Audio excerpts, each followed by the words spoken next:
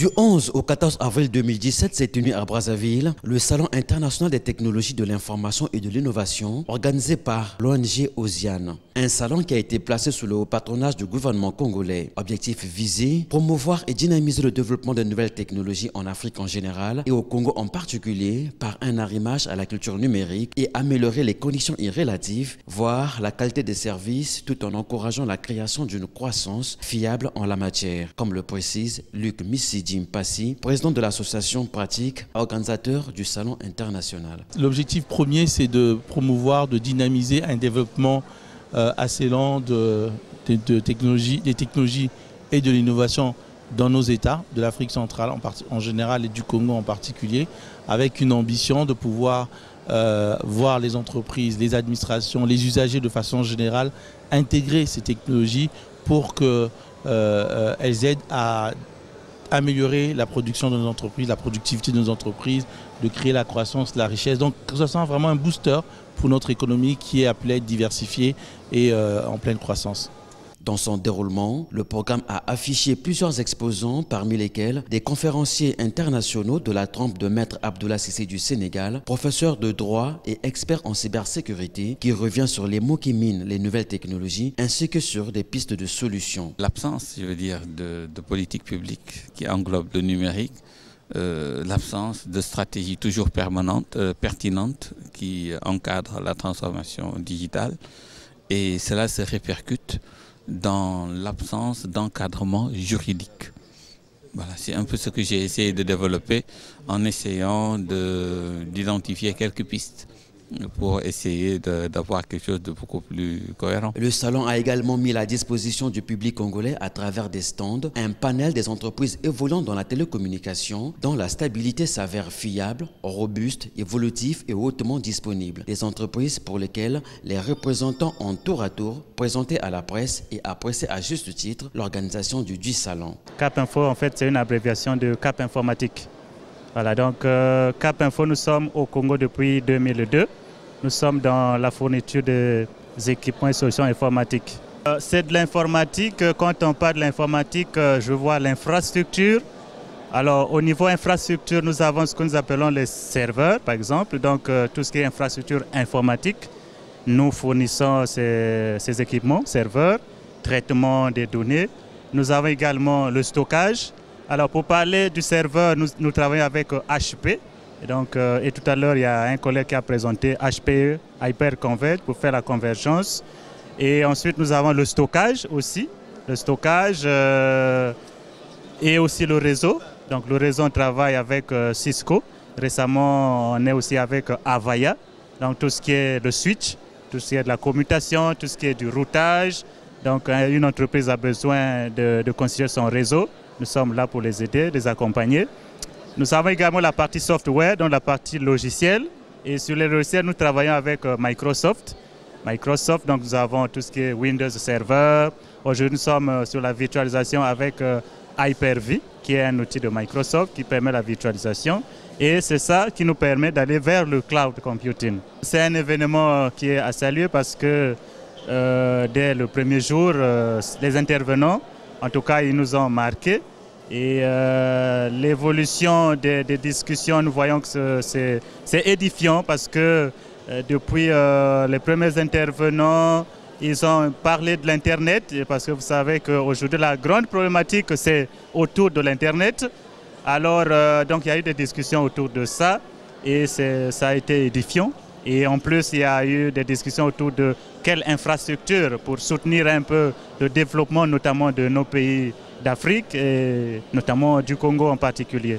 Nous sommes aujourd'hui dans ce forum, bien sûr, pour exposer, déjà essayer de vulgariser les métiers de l'agriculture, parce qu'on s'est rendu compte que l'agriculture, au niveau national, déjà, il est très peu connu déjà. Et via les Doigts Verts Congo, dès que vous regardez dans l'enseigne, on essaye de passer un message à tous les Congolais. Déjà, essayer d'apporter un plus à l'économie congolaise, déjà de booster l'économie congolaise qui bat de l'aile depuis un moment. Et pourquoi pas, bien sûr, inciter le Congolais à s'y lancer dans les métiers de l'agriculture. Bon, l'idée de créer cette chaîne de télévision m'est arrivée. D'abord, comme je vous ai dit que je suis le président fondateur de l'association Crête ton avenir. Donc c'est une association qui œuvre pour la promotion de la culture entrepreneuriale. L'idée m'est arrivée, c'est quoi? À chaque instant, quand on voulait par exemple s'exprimer, ou on veut parler par exemple de l'entrepreneuriat, il n'y a pas vraiment des outils de communication. Moi-même étant jeune entrepreneur, il m'arrive parfois vraiment de difficultés pour passer à la télé et parler de mon entreprise. Et d'où voilà l'idée d'avoir un outil de communication dédié à tout le monde, dédié à tous les entrepreneurs sans catégorie. Donc j'ai aimé l'événement, j'ai vraiment aimé l'idée, mais ce que j'ai déploré un peu pour l'événement, bien l'événement, c'est que c'est comme si on veut de quelque chose et de son contraire. Vous savez, nous parlons de l'économie numérique. Aujourd'hui, l'économie numérique au Congo n'est plus une fiction, mais c'est une réalité. Les Congolais sont dans le numérique. Sauf que nous, je le dis tous les jours, que nous sommes dans le numérique négativement, ou bien nous vivons le numérique dans une mauvaise sens. Vous comprenez?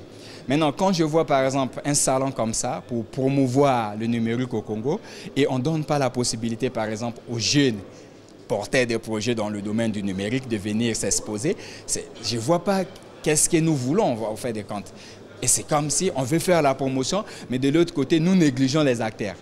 Donc, mais le salon, je l'aimais et je félicite vraiment les organisateurs. L'ARC, c'est la première compagnie d'assurance au Congo qui est là depuis 1973.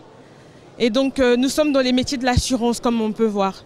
Pendant longtemps, on a été en situation de monopole jusqu'au début des années 90, où il y a eu, si on veut, où le marché a été concurrencé. Et on a eu à connaître plusieurs difficultés, mais depuis là, on essaie un peu de redorer le blason de notre compagnie. Nous avons en projet, si on veut, de mettre l'ARC sur la voie du numérique. Donc ce salon nous a été bénéfique en fait. Je pense que ça se passe bien, ça c'est le deuxième jour. Et depuis le premier jour, on voit que tout le monde est mobilisé, dans le secteur professionnel en tout cas, parce qu'il y a eu beaucoup de conférences ici au pays, c'est beaucoup de discours. Cette fois-ci, on attend des engagements après les discours. Et donc, on est tous impatients d'arriver au dernier jour pour savoir ce qui se dira. Mais moi, je pense que tout se passe bien. Les interventions sont de qualité, les tables rondes aussi. Et ce n'est qu'une bonne chose. Il faut que ça puisse continuer. Il faut souhaiter tout le meilleur aux organisateurs de ce forum pour que cela puisse continuer. On a besoin de ça. Il n'y en a pas assez déjà, donc le peu qu'il y a, il faudrait les encourager. Et vous faites bien d'être là en plus. Afrinic est le registre Internet de l'Afrique et l'océan Indien. Afrinic, ça veut dire African Network Information Center. Nous distribuons les adresses IP, Internet Protocol qu'on appelle en anglais, les adresses IP en Afrique. Nos membres sont les opérateurs, les service providers, les opérateurs mobiles, même des banques, des universités, même des gouvernements. Ils ont ces adresses IP chez nous, IPv4, IPv6 et ASN, et puis ils peuvent utiliser pour les services qu'ils offrent à leurs clients, par exemple du broadband, les services Internet.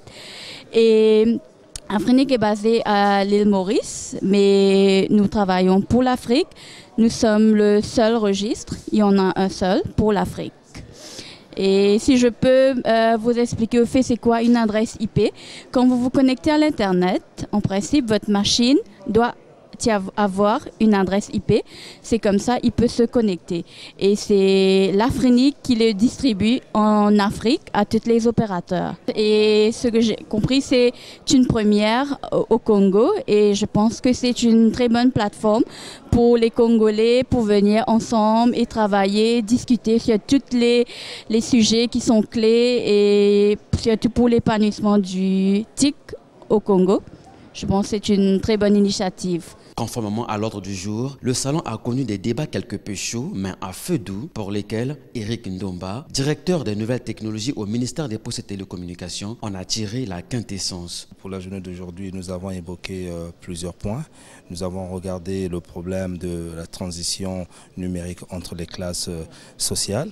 Nous avons également évoqué le problème sécuritaire et administratif qui freine la transformation digitale des sociétés africaines africaine. Et également, nous avons regardé comment est-ce que la cybersécurité est très essentielle pour le développement digital d'un pays. Et que ça se passe de façon professionnelle. Les salons sont là, ça ce sont des experts qui viennent de partout, qui viennent de l'Europe, qui viennent de l'Afrique. C'est des experts qui ont de l'expérience dans les domaines de la transformation digitale des États. Et nous avons des cabinets qui sont ici, qui ont accompagné les États déjà dans la transformation digitale.